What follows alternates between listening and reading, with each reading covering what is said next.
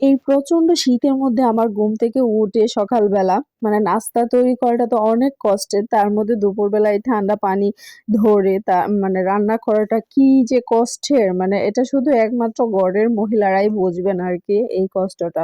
তো যাই হোক, আমি এখানে গরুর মাংস বের করে নিয়েছি। হাতে মাখিয়ে বসিয়ে দিব। ১ম এ আমি দিয়ে দিলাম গরুর মাংসটা ভালোভাবে ধুয়ে নিয়েছি। তারপরে দিয়ে দিয়েছি আ পেঁয়াজ কাটা। তারপরে মানে আদা বাটা, রসুন বাটা, জিরা বাটা সবকিছু দিয়ে লং, দারচিনি, এলাচ, তেজপাতা, তারপর ধনিয়ার গুঁড়া, হলুদের গুঁড়া, মরিচের গুঁড়া দিয়ে সামান্য পরিমাণে আমি গরম মসলার গুঁড়াও দিয়েছি, লবণ, লাস্টে তেল দিয়ে ভালোভাবে মাখিয়ে নিব হাতে। নরমালি গরুর মাংসটা হাতে মাখিয়ে বসাইলেই ভালো লাগে আরকি। মানে আমি সবসময় এভাবেই বসিয়ে থাকি আরকি। তো যাই হোক, এটা এখন আমি ভালোভাবে কষিয়ে রান্নাটা করে নেব। আর এই শীতের মধ্যে ঘুম থেকে বাচ্চাদেরকে সকালবেলা জাগানো কত যে কষ্ট।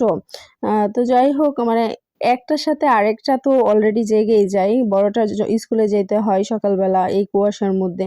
কি আর করা? প্রতিদিনকার রুটিন, কাজ, পড়াশোনা তো আর থেমে থাকবে না, শীতের জন্য করতেই হবে। তো সবকিছু মিলিয়ে অনেক প্যারা হয়ে যায়। তার মধ্যে ছোটটা জেগে যায় খুব তাড়াতাড়ি। সেও আমার সাথে স্কুলে যায়। মানে একজন স্কুলে যায় আর কষ্ট করে আমরা সবাই সাফার করি আরকি। তো যাই হোক, আ মানে ঘুম থেকে উঠিয়ে নাস্তা খাওয়ায়ে স্কুলে পাঠানো একটা যুদ্ধের মতো আরকি। আমার কাছে মনে হয় যে যুদ্ধে জয় করার মতো একটা অবস্থা। খুব কষ্টের কাজ। আর এদিক দিয়ে এত পরিমাণে ঠান্ডা হয়ে থাকে পানিটা, মানে গরমকালে যেরকম প্রচুর পরিমাণে পানি গরম হয়ে থাকে, শীতকালে এরকম মানে বরফ হয়ে থাকে। আমার কাছে মনে হয় যে আমি ঘর থেকে বের হলেই এসির মধ্যে ঢুকে গেছি। মানে ঘর থেকে বের হলেই বাহিরে মনে হয় যে এসির মতো বাতাস আসতেছে। এরকম একটা অবস্থা। তো যাই হোক, কি আর করা? নিত্য নতুন কাজ, প্রতিদিনকার কাজ তো আমাদের করতেই হবে, তাই না? তো আমার মোটামুটি রান্নাটা কষানো হয়ে গেছে। দেখতেই পারতেছেন তেল বেশি উঠছে। আ পরিমাণ মতো মাংস নিয়ে নিয়েছি।